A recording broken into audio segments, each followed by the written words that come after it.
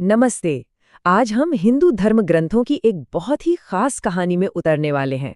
एक ऐसी कहानी जो प्रेम, तपस्या और ब्रह्मांड के संतुलन के बारे में है। जी हाँ, ये शिव और पार्वती की कथा है। तो चलिए अपनी बात इसी सवाल से शुरू करते हैं। सोचिए, एक ऐसे देवता का दिल भला कोई कैसे जीत सकता है जिसने दुनिया से ही मुंह मोड़ लिया हो। ये सवाल ही इस पूरी कहानी को एक तरह की खोज बना देता है। कहानी की शुरुआत होती है हमारी नायिका पार्वती से। उनका जन्म हुआ था हिमालय की खूबसूरत और एकदम शांत वादियों में। और देखिए, बचपन से ही उनका मन एकदम साफ था, एक ही लक्ष्य पर टिका हुआ था। उनका ये एक वाक्य ही उनकी अटूट निश्चय को जाहिर कर देता है। और यही हमारी कहानी की नींव भी है। तो यहाँ पर ना कहानी के दो मुख्य किरदारों में एक बहुत बड़ा फर्क दिखता है। एक तरफ है पार्वती, जिनकी भक्ति अटूट है, तो दूसरी तरफ है शिव, जो अपनी पहली पत्नी सती के जाने के बाद गहरे दुख और वैराग्य में डूबे हुए हैं। वैसे पार्वती, जो खुद सती का ही दूसरा जन्म है, वो है शक्ति यानी प्रकृति। और शिव है पुरुष, मतलब शुद्ध चेतना। और असल में यही तो कहानी का असली संघर्ष है, ऊर्जा का, चेतना से फिर से मिलने का एक जबरदस्त प्रयास। तो बात सिर्फ एक शादी की नहीं थी, दांव पर तो पूरा ब्रह्मांड लगा हुआ था। देवता तक परेशान थे, क्योंकि शिव अगर वैराग्य में ही डूबे रहते तो इसका मतलब था कि तारकासुर को कोई नहीं रोक सकता था। और बस यहीं से कहानी एक नए मोड़ पर पहुंचती है, जहां पार्वती ने तय किया कि वो अपनी योग्यता साबित करेंगी, और वो भी कठोर तपस्या से। मतलब ये तपस्या कोई मामूली नहीं थी। पहले तो सालों तक सिर्फ फल खाए, फिर वो भी छोड़ दिया, सिर्फ जमीन पर गिरे हुए पत्ते खाकर रहीं। और आखिर में तो सिर्फ हवा पर जिंदा रहीं। सोचे, उनका शरीर भले ही कमजोर पड़ता गया, लेकिन उनका विश्वास, वो बिल्कुल अटूट था। इतना कि देवताओं को भी उनकी तारीफ करनी पड़ी। उनका ध्यान भी पार्वती की ओर खींच गया।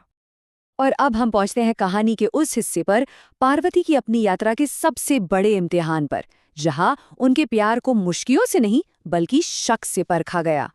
ये चुनौती भी किसी और ने नहीं, खुद शिव ने दी, एक ब्राह्मण का भेष बदलकर।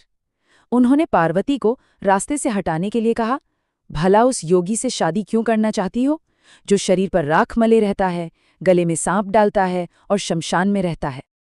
और पार्वती का जवाब सच में ये पूरी कहानी का टर्निंग पॉइंट है। उन्होंने कहा, आप तो बस उनका बाहरी रूप देख रहे हैं, मैं तो उनके अंदर के शिवत्व को देखती हूँ। ये शिवत्व शब्द बहुत गहरा है।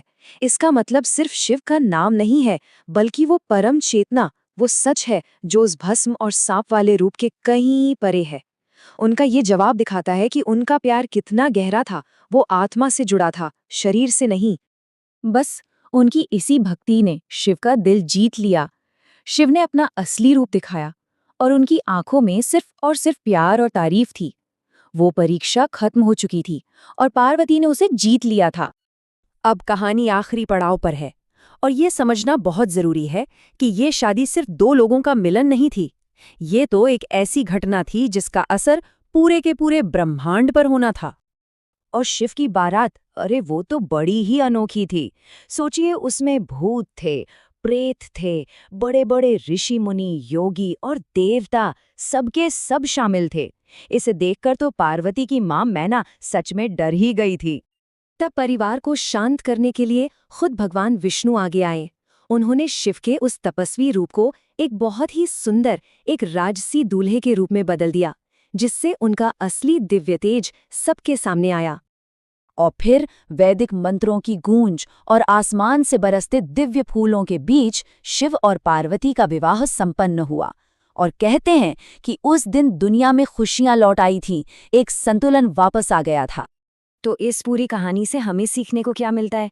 पहली बात कि सच्चा प्यार बाहरी रूप को नहीं बल्कि आत्मा की गहराई को देखता है। दूसरी बात कि सच्ची लगन और सब्र से भगवान को भी पाया जा सकता है।